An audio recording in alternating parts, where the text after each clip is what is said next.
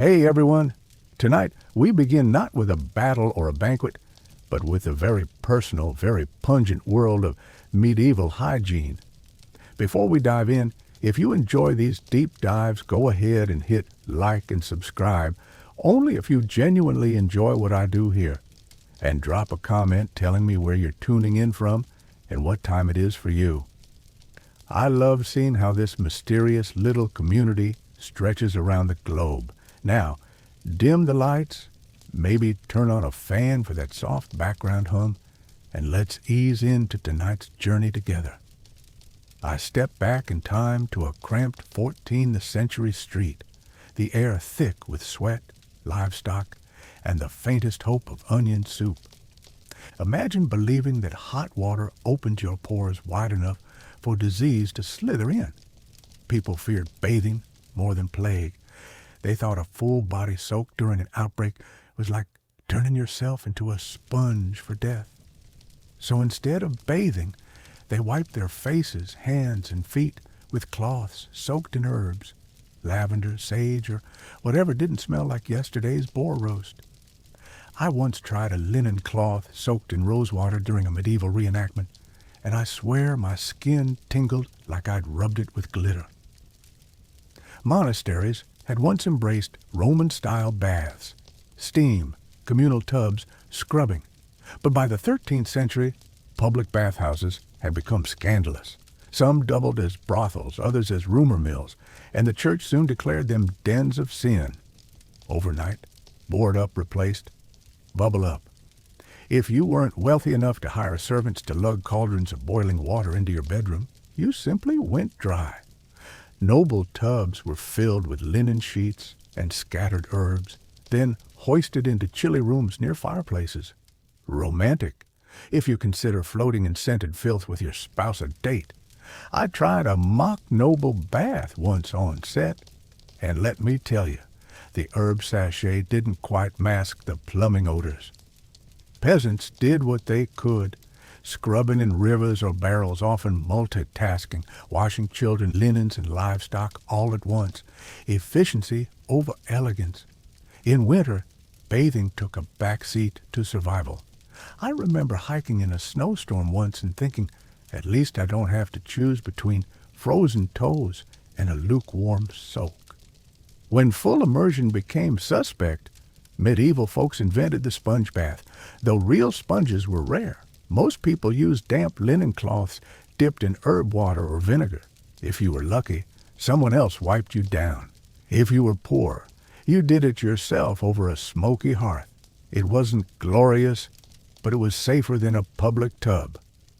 Soap existed, but it felt like punishment. Made from animal fat and wood ash, it could strip grime, but also soul. Anyone who tried ash soap at a living history event will tell you it burns like charcoal on an open wound. Only the wealthy imported olive oil soaps from Southern Europe, Castile soap, a true luxury. Most of us would have traded our weekend coffee for a bar. Hair care was its own adventure. No bottles of shampoo. Instead, they used lye soap, raw egg yolks, or even beer. Picture this, standing in a drafty hut, raw eggs dripping down your neck, hoping lice would think twice before hitching a ride. Combing was daily with bone or horn comb, so finely toothed they doubled as lice catchers. I once tried mimicking that at home, endured a day of chafing scalp before we called it quits. Dental care meant rubbing teeth with cloths soaked in salt, crushed mint, or burnt rosemary ash. Basically, medieval sandpaper. No whitening promises, only survival. If your breath didn't knock someone over, you'd done well. Some chewed frayed twigs from hazel or elm trees like primitive toothbrushes. My taste test of a twig brush in a museum demo tasted like bark plus regret. If all that didn't keep you from wielding a suspicious white grin, then the street stench surely would. Open sewers, butchered carcasses, and livestock droppings perfumed the air. Enter the pomander. Small balls of cloves, cinnamon, lavender, or musk you dangled around your neck like a medieval Glade plug-in. Ladies tucked scented sachets into their bodices. Noblemen dusted alum powder under their arms. Everyone hoped these herb bombs would overpower the fetid reality. One friend once crafted a replica pomander for me. I swear I smelled like spiced ham for days. Despite all these inventive rituals, linen undergarments changed more often than bodies scrubbed, vinegar herb foot soaks, and linen shifts washed twice a week. Lice, fleas, and mites thrived. Lice combs made of bone were as common as forks are today. People accepted lice like frustrating roommates. You didn't have them, you just did. Some shaved their heads entirely, monks especially, turning baldness into tactical pest control. I tried a modern buzz cut once and felt a bit like a monk myself, minus the vow of silence. Bathroom breaks weren't a matter of porcelain thrones, but gravity and gravitas. In castles, guard-robes jutted from walls, dropping waste into moats or pits below. In peasant cottages, chamber pots under the bed were hurled out windows at dawn with cries of "Gardiloo!" No late-night TV visits back then. Everyone joined that communal sanitation system. Welcome to medieval plumbing. And yet, while their cleanliness standards were, let's say, fluid, medieval people created solutions based on fear, faith, and the weather. They scrubbed just enough to keep from scaring livestock, changed linen shifts like status signals, and paraded through life in scented sachets as their armor. In their own 14th century way, they were striving for health, just without germ theory or indoor plumbing. I step through a creaking wooden door, and the world around me shifts. Gone are the muddy streets of medieval Europe. I find myself on the banks of a winding river over 4 millennia ago, in a city so astonishingly planned, I swear it could make a modern architect weep. Welcome to Mohenjo-Daro, jewel of the Indus Valley civilization. Picture a grid of straight streets, cutting through sun-baked clay bricks, every block almost identical, and beneath your feet a network of covered drains carrying waste away like clockwork. I once tried mapping our neighborhood on Google Maps, but never did I think to include underground sewers. Yet here, in 2500 BCE, every house, no matter how humble, had its own private bathing area, a watertight brick tank with a sloped floor that drained into brick-lined channels. I can just imagine one of those residents splashing in cool water at dusk, knowing the city's engineers had already thought of where the dirty water should go. How many times have I cursed flooded basements? Now, wander with me to Babylon, some 2,000 years later, where tile-clad walls of lapis blue gleam under a harsh Mesopotamian sun. As I cross the famed Ishtar Gate, lions and dragons peer down, reminding every traveler that this is a city to be reckoned with. I feel the heat shimmering off the walls, but also the promise of water, because Babylon, too, knew its way around canals and clay pipes. Walk a few paces, and you'd find drainage channels beside the streets, and in wealthier homes, rudimentary indoor latrines, clay pipes carrying waste just far enough to be out of sight. I once tried to install a DIY outdoor shower in my backyard. Let's just say the city ended up with a swampy pit by day 2. Compared to Babylonian plumbers, I'm practically a caveman. Time blurs, and I'm in Teotihuacan, the place where gods were born, around 500 CE in the Valley of Mexico. I stand on the Avenue of the Dead, flanked by pyramids aligned with the rising sun. The city's very bones are laid out in a grid tilted just so. 15.5 degrees off true north, astronomers whisper, presumably to match mountains or stars. Every block seems to hold a household compound, each with its own drainage, a shared courtyard, even workshops for pottery and textile production. I try sketching the layout on a napkin once, and I end up with something that looks like a toddler's drawing of a fight between 2 robots. Meanwhile, Teotihuacan's builders use canals and drains to prevent flooding in the rainy season, something my basement still can't handle after one thunderstorm. What ties Mohenjo-Daro, Babylon, and Teotihuacan together isn't geography or dynasty, but an obsession with water, where it comes from, where it goes, and how to keep people healthy. In Mohenjo-Daro, public baths weren't for scandal but ritual purification, architectural marvels lined with bricks, with precise inlet and outlet channels. In Babylon, temples dominated the heart of the city, yet clever engineers still tucked latrines behind palace walls. In Teotihuacan, you could wander from your home compound through market zones and into temple plazas, trusting that rainwater won't turn your path into a quagmire. I often think of our modern sewer systems, those humdrum grates on street corners, and laugh at how we treated them as latecomers. Every time I flush my toilet, I'm engaging in a ritual older than Stonehenge, and every time I complain about a clogged sink, I'm reminding myself that ancient builders had already solved that problem centuries before Roman aqueducts ever arched across valleys. There's a sacred symmetry to it, too. In Babylon, the ziggurat of Marduk soared above the city, a cosmic axis linking earth and sky. Processional avenues led to it, reinforcing power through architecture. Meanwhile, underneath the same streets, subsurface channels quietly shuttled away the city's detritus.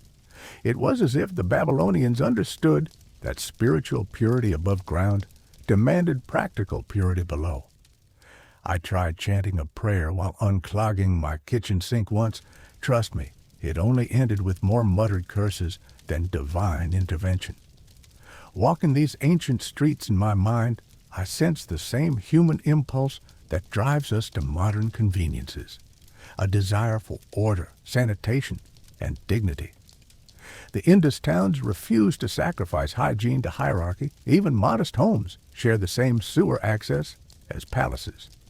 In Teotihuacan, elite residential compounds and craft workshops sat side by side, each part of a grand cosmic plan, and Babylon's traders thronged regulated marketplaces beside canals, their goods weighed on standardized scales. If you pitched a tent in any of these cities, you'd find a water source and a drainage outlet, not an open cesspit or a haphazard pile of refuse. It takes effort to appreciate how advanced these systems were.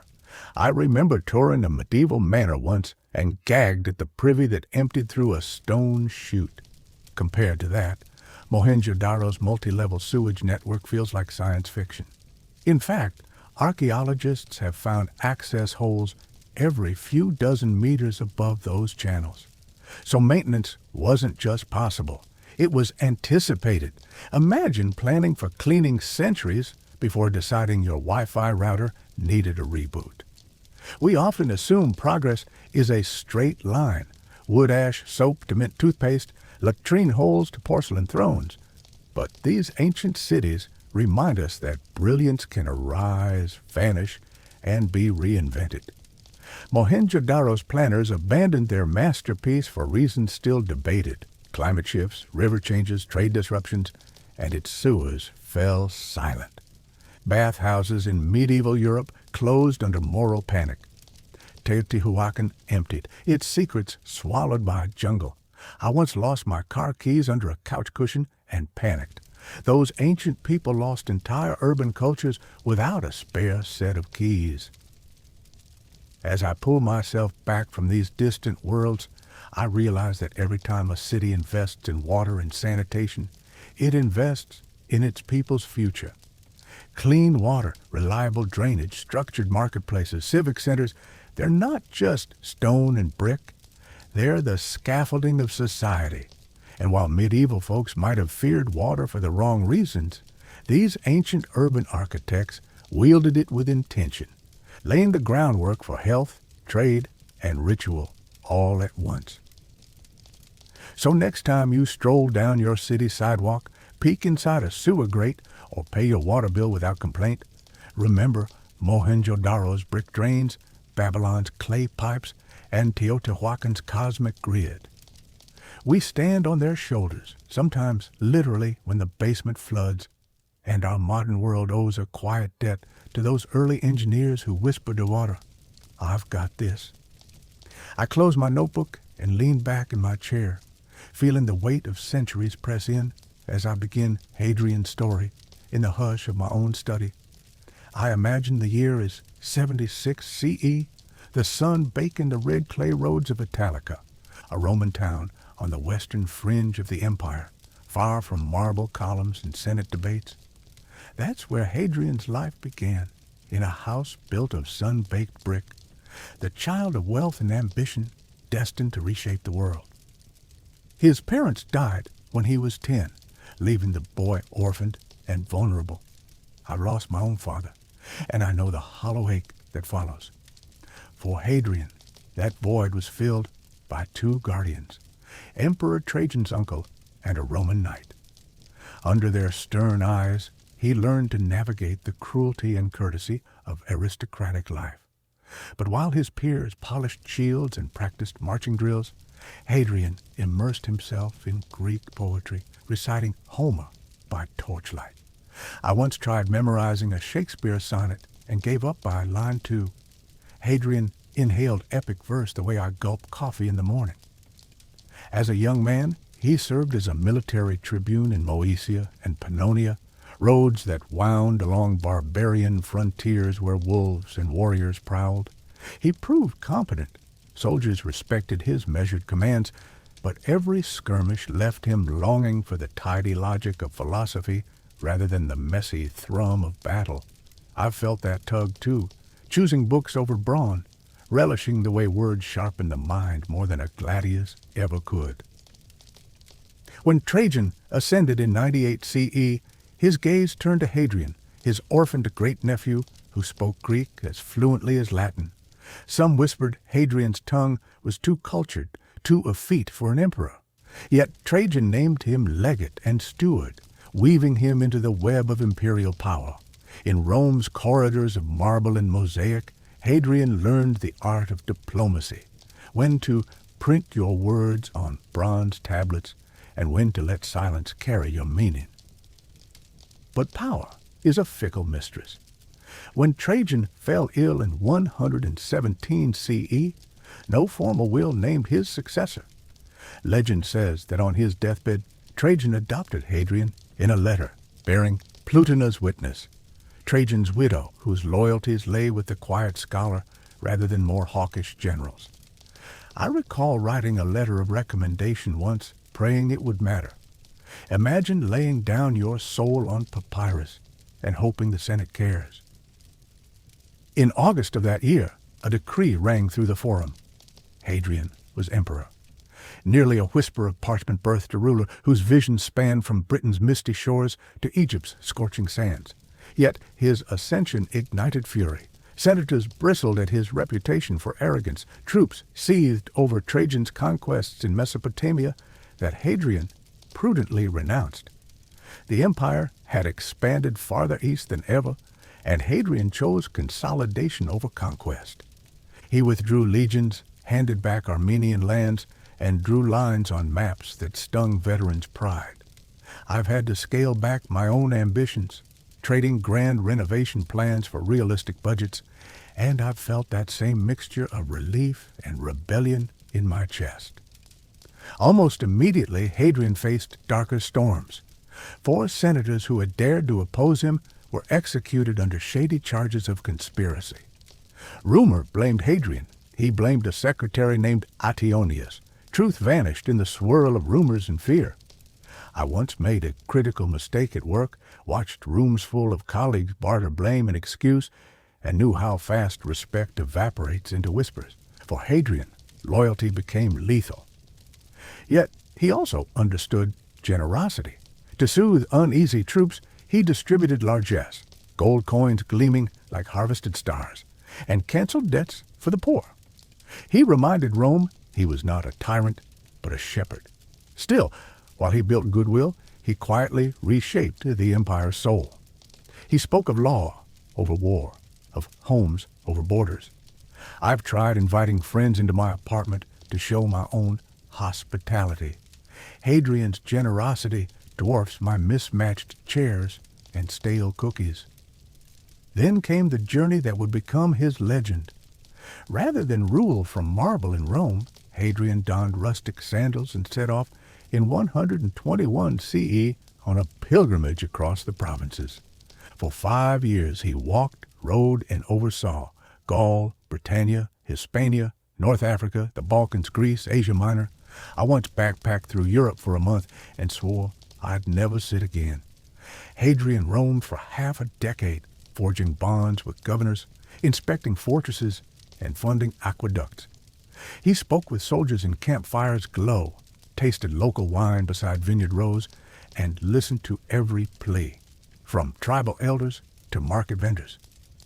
In Britain, he saw ragged Roman forts hugging heather moors and persuaded his commanders, build a wall. Thus, Hadrian's wall rose, 73 miles of turf and stone stretching across the land, as a statement that Rome had boundaries it would defend. I sometimes erect a makeshift fence in my backyard to keep out neighbors' dogs. Hadrian's project was on a grander scale, but that kernel of impulse marking your territory speaks to something primal. Greece remained his heart's sanctuary. He patronized philosophers in Athens, funded the temple of Olympian Zeus, and carved his name into the records of the Pan-Hellenic League. Sculptors cast him in marble, not as a conquering general, but as a philosopher king, draped in thought. I visited Athens once, stood beneath the Parthenon's battered stones, and felt the pull of ideas older than empires. Hadrian nurtured those traditions, rekindling Greek spirit within Rome's heart. Everywhere he wandered, Hadrian built. Aqueducts stripped life into thirsty towns. Amphitheaters roared with spectacle. Libraries tucked scrolls into niches for eager minds. His signature rose in many forms. Triumphal arches celebrating victories, though he often celebrated peace rather than bloodshed. In Rome, he rebuilt the Pantheon around 126 CE, crafting a temple of perfect proportions where daylight poured from the oculus like divine breath. I have marveled at its dome, walked its marble floor, and felt small, as Hadrian must have wanted us to feel before the majesty of the heavens. Yet amid stone and saga, his heart beat fiercely for one mortal, Antinous, a youth from Bithynia whose beauty rivaled myth. I've known crushes that set my insides ablaze, but Hadrian's grief when Antinous drowned in the Nile went beyond pain. It sparked a cult. Cities were renamed, statues erected, coins minted to honor his memory. For an emperor to deify a companion was unprecedented, a mingling of personal loss and imperial power that still astonishes. Not all of his legacy shone. In 132 CE, when he tried to remake Jerusalem as a Roman colony, Alia Capitolina, he ignited revolt. The Bar Kokhba uprising flared, and Rome's legions descended like iron storms. Villages burned, hundreds of thousands perished. Judea was stamped as Syria Palestina to erase its Jewish roots. Hadrian could build bridges of culture, but he could also raise them with ruthless force when defiance threatened his vision. As age claimed him, he grew weary and frail. Poems about mortality dripped from his pen, verses so haunting they still echo in the Vatican Library. When he needed an heir, he scrawled adoption papers before he could forget names.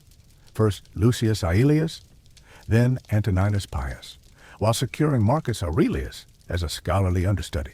I've struggled to pick my own beneficiaries, nervous they'll squander whatever I impart. Hadrian's meticulous planning, even in that act, speaks to his devotion to Rome's future. He died in 138 CE at 62 in his beloved Tivoli villa, an estate half art gallery, half architectural atlas, sprinkled with Egyptian columns, Greek stelae, and winding canals. I've designed a bookshelf to house my favorite titles. Hadrian built a world-class university in his backyard. His ashes were sealed in the mausoleum on the Tiber, later crowned by Castel Sant'Angelo, standing sentinel over Rome for 2 millennia. Hadrian's reign didn't expand Rome's borders, but it widened its soul. He fused law with philosophy, border with building, public presence with private grief. In our own age of skyscrapers and social media tours, we might still learn from a philosopher emperor who walked his empire, questioned its limits, and built monuments not just to power, but to the enduring pulse of human thought.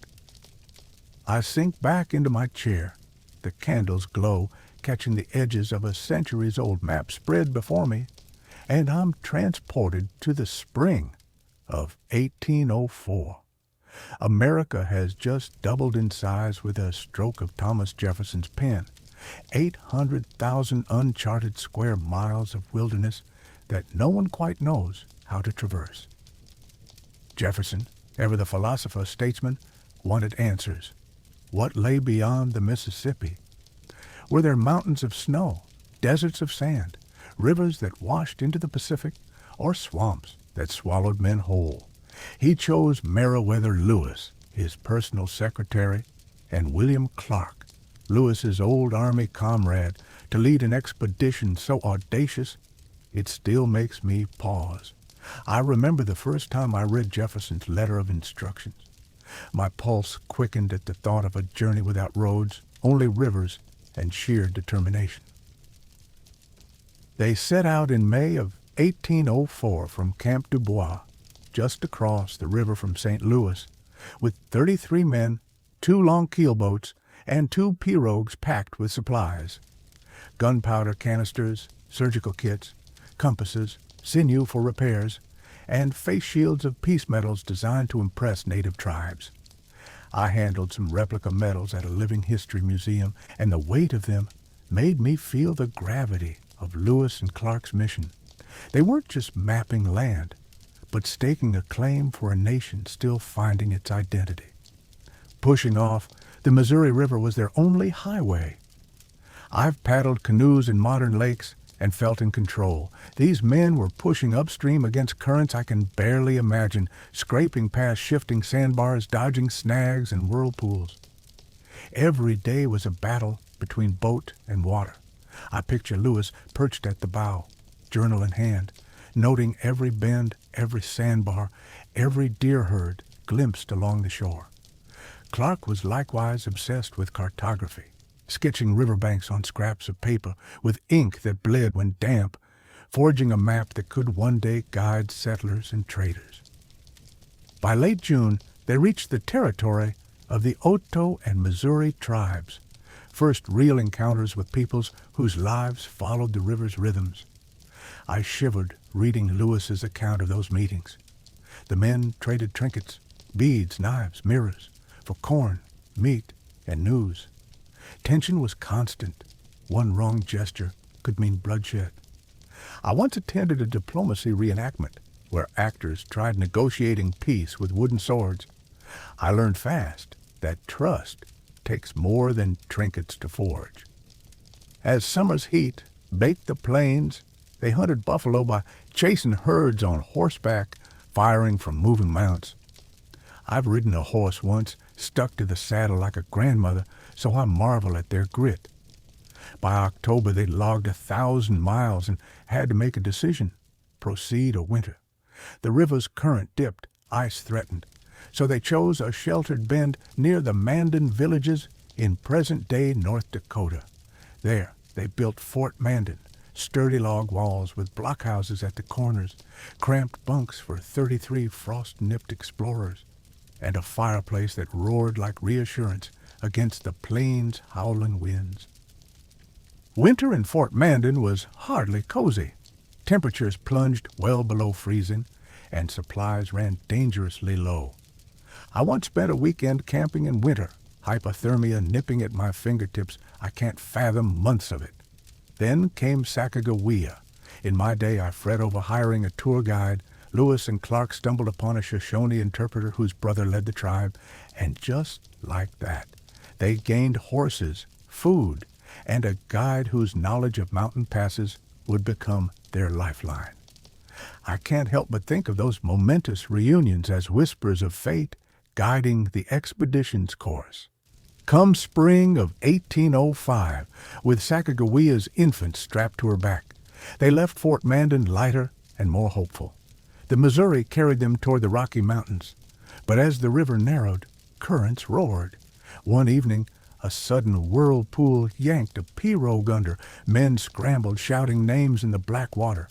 Sacagawea dove in, calm, resolute, and pulled out essential journals and maps before surfacing, baby and documents intact. I rescued my cell phone from a pool. No grand sacrifice, but I felt the same relief when it clicked back to life. Then came the Great Falls, 5 cascades stretching 18 miles, each one a thundering wall of water. Lewis and Clark calculated they'd need a month to portage, hauling boats, barrels of supplies, cots, gunpowder, over rough terrain. 33 men, 33 months of winter already behind them, and now 5 miles of hellish hauling under sun and rain. I've lugged a pizza down a flight of stairs and swore I'd never lift anything heavy again. These men moved tons of gear, day after day, muscles screaming, hopes hanging by sinew. When the falls finally lay behind them, the Rockies rose like jagged teeth against the sky, snowfields and razor ridges, no trails, only instinct and Sacagawea's memory of her homeland. Men fell behind, frost-bitten toes blackening, horses stumbled. I've slipped on a stone path once and twisted my ankle. I can't imagine clinging to life on a ridge 6,000 feet up, breath a mustard-cold cloud in the air. Yet the expedition clawed upward, inch by miserable inch, until they crested Lolo Pass. It was September, and the bitter wind was a benediction. Clear skies revealed a valley of rivers flowing west. The Pacific beckoned, waters they would paddle to the end of the world, or so they hoped. Descending into Idaho, they met the Nez Perce, who fed and guided them, teaching them how to build dugout canoes from pine logs. My own attempts at woodworking end with splinters and expletives. These men carved seaworthy vessels in a fortnight. As they slid into the Snake and then the Columbia River, they saw forested banks teeming with salmon. Rivers grew wilder, rapids sharper. Every mile threatened to flip their boats into bone-chilling eddies. Once, Lewis and Clark nearly capsized. They waded knee-deep to steady the pirogue, supplies bobbing in white water. I've been in a rowboat that rolled slightly in a harbor. I lost half my lunch to the deep. Their stakes were far higher. On November 7th, 1805, they glimpsed the Pacific through mist and rain, an expanse of gray surf, never-ending. I watched the waves roll in at sunrise once, felt awe at the ocean's immensity. They felt triumph, tempered by dread, knowing they'd have to winter there. They built Fort Clatsop in present-day Oregon, a sod-roofed shelter where rain never stopped. Lice swarmed, rations shrank. Journals filled with detailed notes on every moss, every tribal greeting, every wretched day. I once recorded my smoothie recipe. These pages held the secrets of a continent. By March 1806, they dared the return journey, bodies weakened but spirits unbroken. They split into 2 groups. Lewis veered north along the Marias River, Clark down the Yellowstone, each hunting new maps, running almost blind through plains they'd barely survived upstream. Along the way, Lewis stumbled into a skirmish with Blackfoot warriors, 2 of whom died. Flush in numbers, Lewis fled at night, heart pounding as much from fear as from miles marched in the dark. Clark survived bison stampedes, crossed swollen rivers, rescued Sacagawea's son when he fell overboard. I once lost my keys at midnight in the rain. I get it, the desperation, the cold sweat. When they reunited in August 1806, the Missouri's lull carried them home, this time downstream, the river's laughter at their backs. On September 23, 1806, they stepped onto Fort Bellefontaine's docks by St. Louis, gaunt, ragged, yet alive. Newspapers hailed them as heroes. Jefferson, pacing in the Capitol, probably wept with relief. They had mapped 8,000 miles, met 50 native tribes, cataloged 178 plants, and 122 animals never seen in European science. Yet their triumph was bittersweet. Meriwether Lewis, who had steeled himself for untold perils, returned to find purpose slipping through his fingers. In 1809, during a fit of depression and probable alcoholism, he died under mysterious circumstances at the age of 35. William Clark, by contrast, thrived. Governor of Missouri Territory, superintendent of Indian Affairs, forging treaties even as settlers poured west. Sacagawea returned to her people, her fate shrouded in conflicting tales of death in childbirth or solitude. York, Clark's enslaved companion, earned respect among tribes but remained bound to Clark's household until his eventual manumission decades later. Their expedition opened pathways for settlers and traders, but also signaled the beginning of profound displacement for the very tribes that had rescued and guided them. I wrestle with that tension every time I visit a national park. Breathtaking vistas built on land where ancestors once thrived in harmony. Lewis and Clark's legacy is twin-edged, scientific triumph and the harbinger of colonization. As I roll up the map and snuff out the candle, I carry their journey in my bones. The push and pull of exploration, the grace of unlikely alliances, the cost of discovery in sweat and blood.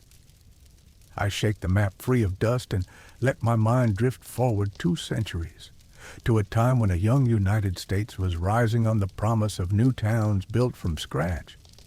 I picture Philadelphia in 1682, William Penn laying out a grid of wide streets, each block numbered, empty fields ready for settlers' dreams.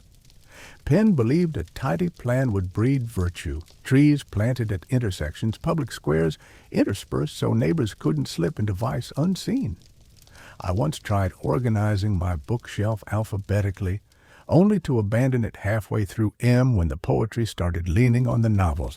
Yet Penn's grid endured, proving that a simple pattern can shape a city's character for centuries. Fast forward to 1811 in Manhattan, where the commissioner's plan carved out 12 north-south avenues and 155 cross streets above Houston. I walk those streets today and still feel its logic. You know you're at 23rd and 6th before you look up.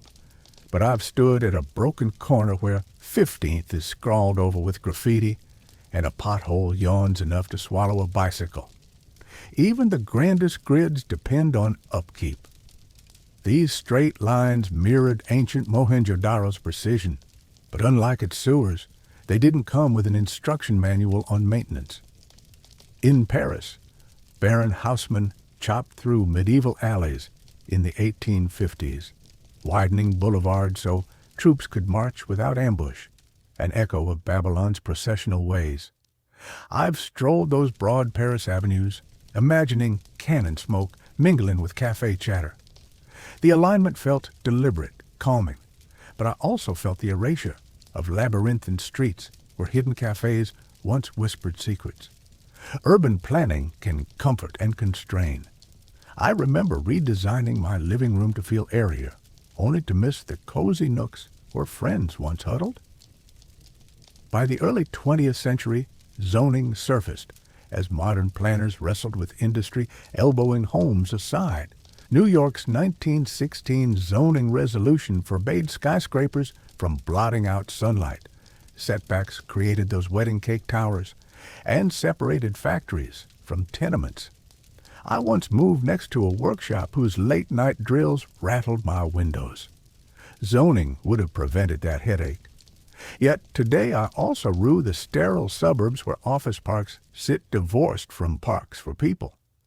Zoning's rigid lines can both protect our health and stifle the serendipity of mixed streets.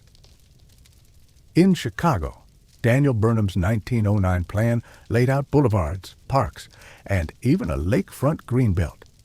"Make no little plans," he preached, and I've scribbled his phrase on my notebook's margin whenever I dream too small. The Burnham Plan felt like Hadrian walking his empire, projecting vision onto reality, brick by brick.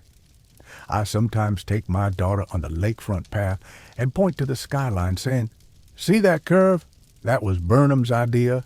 She nods politely, then asks for ice cream, reminding me that grand plans ultimately serve everyday joys. Across the ocean, Ebenezer Howard's garden cities of the 1890s imagined self-contained towns surrounded by green belts. Letchworth and Whirlwind Garden City blended housing, industry, and nature.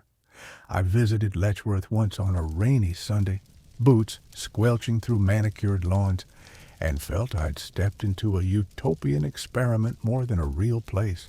Yet people lived, loved, and worked there, showing that planning could heal the wounds of industrial squalor. My own neighborhood planted a community garden this spring, and though only a handful of volunteers tend tomatoes, the very act feels revolutionary. Modern planning also borrowed from Teotihuacan's cosmic alignment. Washington, D.C.'s avenues radiate from the Capitol like spokes, linking monuments and vistas. I remember standing at the Washington Monument at dawn, watching fog swirl around the reflecting pool, and sensing that geometry shapes not only traffic, but our sense of awe. We grumble about gridlock, but we crave those grand vistas that remind us we're both small and part of something larger. With the rise of automobiles, planning split highways from sidewalks. Mid-century suburbs birthed cul-de-sacs and strip malls, prioritizing cars over strolling. I once waited 3 minutes to cross a parking lot lane, phone in hand, and wondered how a city so obsessed with movement created spaces where people barely move. Yet even these sprawl patterns reflect intentional choices. Safety for drivers traded for isolation of pedestrians. Late 20th century new urbanists pushed back, advocating walkable blocks, mixed uses, front porches instead of garages. I've walked in seaside Florida, where pastel cottages cluster around a town center, and felt the hum of community I long for. Their streets echo ancient marketplaces, happiness that are distilled into human-scale blocks. If only I'd had that model when I chose my own apartment. No curb appeal. Today, cities integrate smart grids and green infrastructure. Copenhagen's bike highways, Singapore's vertical gardens, Curitiba's bus rapid transit, each innovation nods to ancient wisdom. Channel water purposefully blend function seamlessly, build with respect for people and nature. I often bike to work on a protected lane and think, I'm part of this lineage. I pedal where Harappan drains once carried water, where housemen once widened streets for carriages. Yet challenges persist. Climate change demands resilient planning, flood-proof streets, green roofs, permeable pavements. Increasing density sparks debates over development versus preservation. Social equity fights zoning that segregates wealth. Every generation scribbles amendments to the city's blueprint, refining, erasing, relaying. I've submitted my own proposal to plant more trees on my block. I await a reply from the city council with the same mix of hope and skepticism as a Roman plebeian petitioning a magistrate. What unites ancient planners with modern ones is the same human impulse to order our shared spaces, to weave function and beauty, to anticipate needs before water pools in our basements or smog chokes our lungs. From Mohenjo-Daro's drains to Manhattan's numbered streets, from Hadrian's Wall to Chicago's parkways, urban planning is our collective promise to live better together. And as I lock my front door each night, I do so trusting that someone, somewhere, sculpted the street beyond with purpose in mind. I push back from my desk. As the night deepens, the flicker of my lamp chasing shadows across these stories we've walked together. From the pungent streets of medieval Europe to the silent drains of Mohenjo-Daro. From the distant footsteps of Hadrian's Wall to Lewis and Clark's rattling canoes. I trace my finger along a scar on my own forearm, a souvenir from a clumsy reenactment of the Battle of Hastings, proof that history leaves its mark. even when you're just playing make-believe. All those worlds we visited share a stubborn trait. They rose and thrived because people cared enough to solve nasty, practical problems. They asked, how do we scrub off disease without scrubbing our souls? How do we funnel away filth without toppling our buildings? How do we hold an empire together without a single parade? How do we push across a wild continent without knowing what waits around the next bend? And every time the answer turned on ingenuity born of necessity. I remember winter in college, scraping ice from my windshield, cursing the churned-up road salt that turned my boots neon orange. I grip a small jar of homemade salve by my bed, the same recipe monks once used to soothe cracked hands. And I think we still borrow from their wisdom, a little vinegar, a sprig of rosemary, maybe some cracked eggshell ash if you're brave. They thought it kept disease out. I think it just feels like ritual, an alchemy that says, I'm not helpless. Consider Hadrian, pacing his villa at Tivoli, penning poems about mortality as he plotted fountains and facades. I've stood inside the Pantheon's perfect dome, feeling the oculus's daylight fall like conviction. The engineering there whispers, you belong to something timeless. In my own small way, I've tried to build permanence. A shaky deck in my backyard where friends gather for barbecue and charred attempts at marshmallow roasting. My splintered planks remind me that even the best plans need care. Lewis and Clark, how I envy their unfiltered mornings on the Missouri, mist rising so thick they could scarcely see their bows. I envy Sacagawea's calm surety, guiding them past waterfalls and across ridges where the wind sliced through leather. A few years back, I got lost on a hiking trail at dawn. My phone lost signal, my water bottle half empty, every rustle setting, my heart pounding. I found my way eventually, but I still wake sometimes, feeling that echo of panic. Those men did it for years, mapping the unknown with nothing but grit. And Mohenjo-Daro's drains. I can't flush my own toilet without thinking of those brick channels and corbel-arched covers that carried waste away millennia before our city planners drafted a single ordinance. Last winter, when a tree root threatened my sewer line, the plumber told me humans have been wrestling these problems since the Bronze Age. He was right. We're part of a long chain, each bead a failure, a triumph, a splinter, a sealed arch. So what do these stories leave us? First, that progress is neither linear nor guaranteed. Empires fade, cities drown, inventions rust. But the impulse to innovate, to wrestle with mud, water, stone, bone, and boneheaded fear persists. We can learn from their successes, build for longevity, insist on clean water, honor local knowledge, balance drama with discipline, and never mistake raw ambition for wisdom. Second, that every generation must remake its world. The medieval potions that kept plague at bay seem quaint now. They were cutting edge then. Our own efforts, green roofs, desalination plants, pandemic masks, will someday look as quaint to distant descendants. They'll praise what worked, laugh at what failed, and marvel we ever believed ourselves smarter than those who came before. Finally, there's this mystery that binds us, the unknown horizon.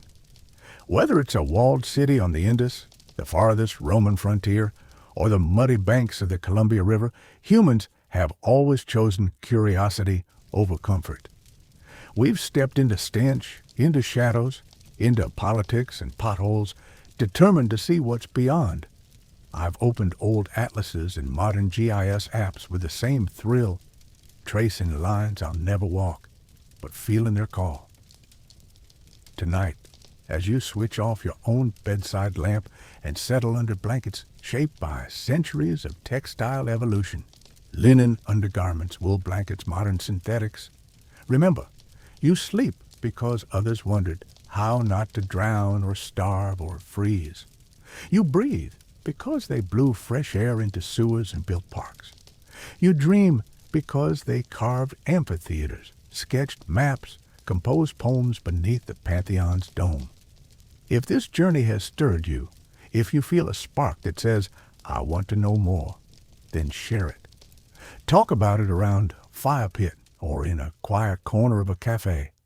Maybe jot down your own reflections. Where would you dig a drain, build a wall, or paddle a canoe? Our world still demands inventiveness, whether in urban planning, public health, or the simple art of getting clean.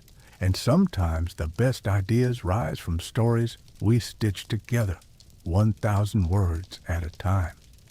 So, thank you for walking these darkened streets and silent halls. If you've enjoyed this mysterious voyage, don't forget to hit like, subscribe, and ring that bell for the next chapter of our collective exploration. Let me know below which era surprised you most. The pungent chaos of medieval Europe, the silent precision of Indus engineers, the philosopher emperor's wanderings, or the grit of American explorers chasing the Pacific. Your voices are the next detours in this grand adventure. Until next time, keep your lamp lit, your questions sharp, and your sense of wonder alive. We've charted rivers of water and rivers of time tonight. Tomorrow, who knows what currents we'll brave together.